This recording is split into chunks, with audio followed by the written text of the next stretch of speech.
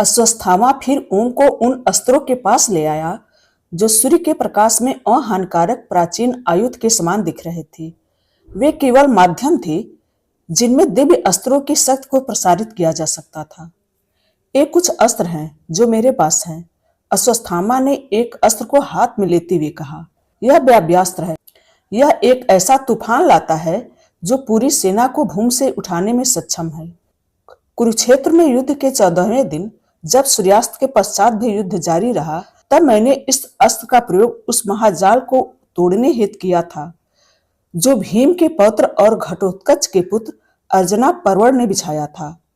अर्जुन ने भी अंतिम युद्ध में कर्ण के विरुद्ध वायव्यास्त्र का प्रयोग किया था। इतना कहकर अश्वत्थामा ने तीर वापस तरकस में डाल दिया। अब बैठो और वायु देवता का आवाहन करने हेतु ध्यान करो। इसमें पूरे 5 दिन लगेंगे, इसीलिए तैयार हो जाओ। मेरे पीछे कहो। अश्वत्थामा बैठ गया और मंत्र जाप करने लगा, जिसे ओम भी दोहराने लगा। उसके स्पंदन से संपूर्ण क्षेत्र गूंजने लगा। भूमि, कुश, पवन, आकाश सब कुछ समान लग रहा था। दिन बीतते गए और कैलाश पर निरंतर मंत्रोच्चारण गूंजता रहा। इस बीच नागेंद्र और उसका दल अपने भारी भरकम सामान के साथ झुगवा और दारचेन को पार करते हुए अपने अंतिम गंतव्य के निकट पहुंच गए। 14 डिग्री सेल्सियस के ठंडे तापमान में एलएसटी निरंतर कांपते हुए परमल के साथ नागेंद्र के पीछे चलते हुए क्षेत्र की अंतिम ऊंचाई और चढ़ाव से गुजर रही थी। परमल ने देखा कि नागेंद्र रुककर अपने सामने के दृश्य को देख रहा था। परमल और एलएसटी उसके साथ खड़े हो गए। कैलाश पर्वत का प्रतिबिंब एक राशि झील की सतह पर स्पष्ट दिखाई दे रहा था। वे कुछ देर वहीं खड़े रहे और उस दृश्य को सराहते रहे और वहां के शांति को अनुभव करते रहे। ढलता हुआ सूरज क्षितिज में मिलकर झील की सतह पर एक आकर्षण व झिलमिलाता रंग छोड़ रहा था और ऐसा प्रतीत हो रहा था जैसे समस्त ब्रह्मांड इसमें पिघल रहा हो। वहां के वातावरण की शीतलता उनके संघर्ष और शांत को दूर कर रही थी। समुद्र तल से 22,028 फीट की ऊंचाई पर प्रकृति की गोद में बसे इस पवित्र धाम को देखकर एलएसडी और पलमर अचंभित रह गए। रहस्यमय झील के गोलाकार में भरे स्वच्छ नीले जल और पन्ना हरे रंग के केंद्र को देखना उन्हें अद्भुत आनंद प्रदान कर रहा था। अपनी चिंता से बाहर निकलते हुए एलएसडी ने श्वास भरते हुए कहा, तो हम कैलाश पर्वत की ओर नहीं जा रहे थे, हम कहाँ हैं? मंत्रमुग्ध परमल उसके प्रश्न का उत्तर देने लगा। यह मानसरोवर झील है। संस्कृत में मानस का अर्थ है मन, सरोवर का झील, जिनका मिश्रित अर्थ है मन की झील। हिंदू शास्त्रों का कहना है कि ब्रह्मा ने अपने मन में इस झील की कल्पना की थी और उसके पश्चात इसे दृश्य अभिव्यक्त प्राप्त हुई, जिस कारण इस झील को यह नाम मिला। मानसरोवर झील पवित्रता की अवतार है और जो इसके जल का सेवन करता है वह मृत्यु के पश्चात सीधे शिव के निवास स्थान पर जाता है। ऐसी मान्यता है कि उसे 100 जन्मों तक किए गए सभी पापों से मुक्ति मिल जाती है। समुद्र तल से इतनी ऊंचाई पर मंत्रमुग्ध कर देने वाले शुद्ध जल की झील का अस्तित्व वास्तव में उल्लेखनीय है। एलएसडी और परमल नागेंद्र की ओर मुड़े, परंतु दोनों में से किसी ने भी उससे उनके गतिरोध के विषय में कोई प्रश्न पूछने का साहस नहीं किया। नागेंद्र ने उनकी ओर देखकर उनकी जिज्ञासा को पढ़ लिया। उसने कहा, हम यहाँ एक शब्द की खोज में आए हैं, रहस्यवादी मंत्रमुग्धता का प्रथम शब्द जो शेष शब्दों को मुक्त करेगा। चट्टानों के बीच एक शरण ढूंढो जो रात में हमारी रोशनी को छुपा सके। 2 तंबू लगाओ और उचित समय की प्रतीक्षा करो। एलएसडी और परमल चुपचाप काम पर लग गए, बिना यह पूछे कि यह किस रहस्यवादी मंत्र के प्रथम शब्द और किसको मुक्त करने की बात कर रहा था। अर्धचंद्र की पूर्व संध्या पर सूर्यास्त से ठीक पहले ओम ने 5 दिनों के पश्चात अपनी आंखें खोली और अश्वत्थामा को देखा, जिसने उसे खड़े होकर वायुअस्त्र उठाने का निर्देश दिया। ओम थोड़ा झिझक रहा था। अश्वत्थामा ने मुस्कुराते हुए उसे आश्वासन दिया कि उसे फिर से चोट नहीं लगेगी। ओम ने वायुअस्त्र को उठाया और उसकी शक्ति को अपने रक्त के माध्यम से अनुभव किया। उसने कर दिखाया। अश्वत्थामा ने गर्व से अपने शिष्य की ओर देख उसे स्नेह भरा आलिंगन दिया। अति उत्तम। ओम, अब सो जाओ।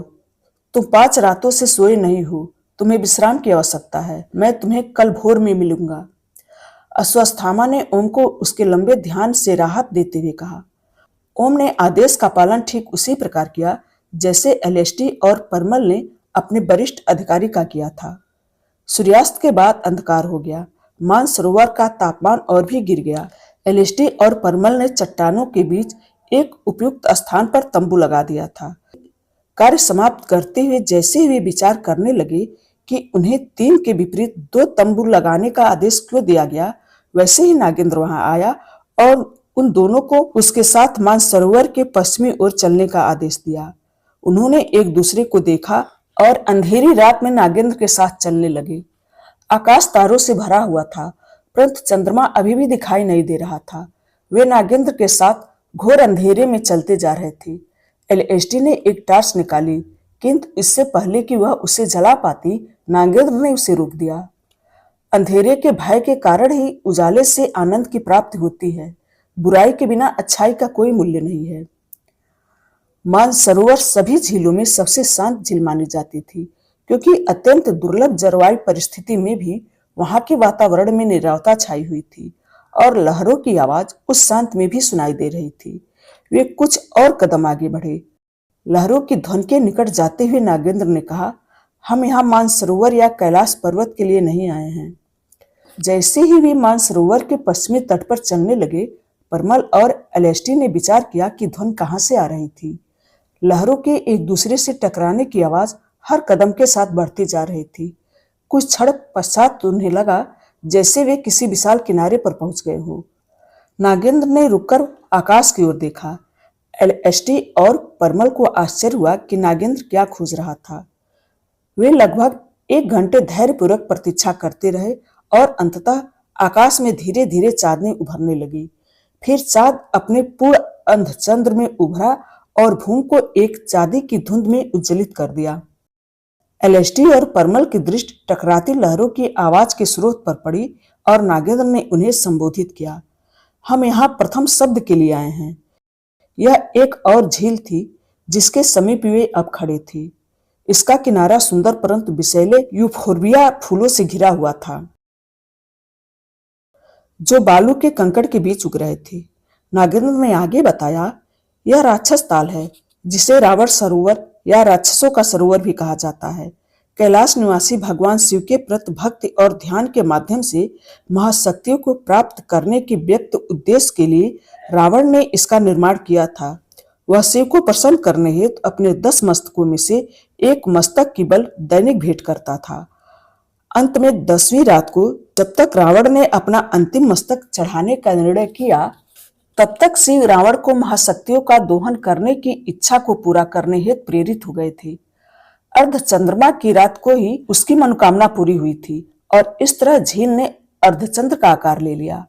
आज रात सभी ग्रह और चंद्रमा ठीक उसी स्थिति में हैं जिस स्थिति में वे उस रात थे सहस्रों वर्ष पूर्व। उसी महीने में उसी रात वही चंद्रमा अपने अर्धचंद्र आकार में था जब रावण शिव से मिला था। कहा जाता है कि राक्षस ताल का चंद्रमा के साथ घनिष्ठ संबंध है। झील की वीरानों की तुलना बहुधा चंद्रमा की शून्यता से की जाती है। मानसरोवर सदैव शांत व अविचलित रहता है, परंतु यह छोटा सा अर्धचंद्राकार राक्षस ताल सदैव अशांत रहता है, भले ही रुत कोई भी हो। जहां मानसरोवर एक आकर्षण आभा प्रज्वलित करता है और अपना जल स्नान एवं सेवन के लिए प्रदान करता है, वही कोई भी राक्षस ताल के निकट जाने का भी साहस नहीं करता। वे इसके प्रचंड रूप को देखकर भयभीत हो जाते हैं। राक्षस ताल के जल को छूना भी वर्जित है। नागेंद्र ने अपने सारे वस्त्र उतार दिए और नग्न होकर अकेले ही ठंडे जल में चलने लगा। अपनी आधी देह को राक्षस ताल में डुबोकर वह मुड़ा और परमल को तैयार रहने का आदेश दिया। परमल ने अपने पास रखा बैग खोला और गोताखोर के वस्त्र निकाले। जब परमल वस्त्र पहनने लगा, तब नागेंद्र प्रार्थना करने लगा। निषिद्ध जल में प्रवेश करने के पूर्व एलएसटी ने उसका बैग खोला और उसे पानी के नीचे लगने वाले 2 बम दिए। नागेंद्र ने उन्हें आगे आदेश दिया। मानसरोवर और राक्षस ताल यहाँ उपस्थित पहाड़ों की इस पतली गर्दन से विभाजित है। यह गर्दन सदियों से इस जलों के नाम और प्रकृति को भिन्नता प्रदान करती आ रही है, परंतु अब और नहीं। जाओ और पानी के नीचे की सबसे अशक्त कड़ी को खोजो तथा उसे तोड़ दो। तुम्हारे पास अधिक से अधिक 3 घंटे हैं। तुम्हारा काम समाप्त होने के पश्चात ही प्रथम शब्द की खोज प्रारंभ हो सकती है। चंद्रमा के अस्त होने के पूर्व हमें आज रात शब्द प्राप्त करना है। हमारे पास दूसरा अवसर नहीं है और इसीलिए किसी भी प्रकार की त्रुटि के लिए कोई स्थान नहीं है। तुम्हारे पास 3 घंटे हैं, मिलते हैं उस पार। परमल ने आदेश का पालन किया और अपने ऑक्सीजन मास्क को बांध लिया। झील में उतरने से पूर्व उसने एलएसटी को मुड़कर देखा और फिर बिना किसी भाव के गोता लगाया। नागेंद्र झील से बाहर निकला और अपने वस्त्र लेकर एलएसटी के पास चला गया। वह तैयार हो गया और एलएसटी को अपने पीछे लिए वापस आ गया, जो अपने हाथ में पकड़े एक मॉनिटर से परमल पर दृष्टि रख रही थी। एक चमकदार बिंदु परमल की गतिविधियों और झील के भीतर उसकी स्थिति को दर्शा रही थी। गहरे पानी में परमल को सबसे अशक्त स्थान मिल गया और एक उन्नत व शक्तिशाली बर्मा से उसने सुरंग खोदना आरंभ किया। लगभग 2 घंटे में उसने 20 फीट की खुदाई कर ली थी और जल क्षेत्र में एक प्राकृतिक गुहा पाई जहां वह एक बम लगा सकता था, जिसके विस्फोट से भारी प्रभाव पैदा होने वाला था। उसने बम को लगाया और सुरक्षित दूरी बनाने हेतु अपने हाथ में डेटोनेटर लेकर पीछे की ओर तैरने लगा। जब नागेंद्र सरोवर के शांत तट पर परमल की प्रतीक्षा कर रहा था, तब एलएसटी का हृदय बीतते क्षण के साथ तेजी से धड़क रहा था और उसकी दृष्टि मॉनिटर पर टिकी हुई थी। यह मानसरोवर एवं राक्षस ताल के बीच की विशाल दीवार और उसके समीप परमल की स्थिति को दर्शा रही थी। नागेंद्र आंखें बंद करके ध्यान में लीन था। एकाएक उन्हें लगा जैसे उनके नीचे की धरती कांप रही हो। एलएसटी तनाव में पड़ गई, परंतु नागेंद्र ने अपनी आंखें खोली और मानसरोवर की ओर मुस्कुराते हुए खड़ा हो गया। किसी भी क्षण परमल उसे दिख सकता था, परंतु एलएसटी के मॉनिटर ने कुछ और ही दिखाया। परमल वापस पानी में विस्फोट स्थल की ओर चला गया था, यह देखने के लिए कि कार्य पूरा हुआ या नहीं, परंतु झीलों के बीच की दीवार अब भी दृढ़ थी। उसने अपनी घड़ी देखी और पाया कि समय समाप्त हो रहा था। उसने दीवार को स्पर्श किया और अपने लहर के पैमाने से उसकी मोटाई को नापा। जो शेष मोटाई थी वह नष्ट की गई दीवार से भी अधिक थी। उसने तुरंत दूसरा बम निकाला और नए छिद्र के सबसे गहरे स्थान पर लगाया तथा विस्फोट कर दिया। एलएसटी और नागेंद्र ने एक और भूकंप अनुभव किया। यह कंपन पिछले वाले से थोड़ा ही तीव्र था। एलएसटी के मुख पर झलकती चिंता अब नागेंद्र के माथे पर भी झलकने लगी थी। 3 घंटे समाप्त होने ही वाले थे। नागेंद्र की दृष्टि चंद्रमा और मानसरोवर, जो अभी भी अविचलित थे, के बीच इधर उधर घूम रही थी और परमल के पुनरुत्थान का कोई संकेत नहीं था। वह अभी भी राक्षस ताल में था, क्योंकि दूसरा बम भी दीवार को पूरी तरह से नष्ट करने में विफल रहा था। अब झील की गहराई में थे केवल परमल और उसके औजार।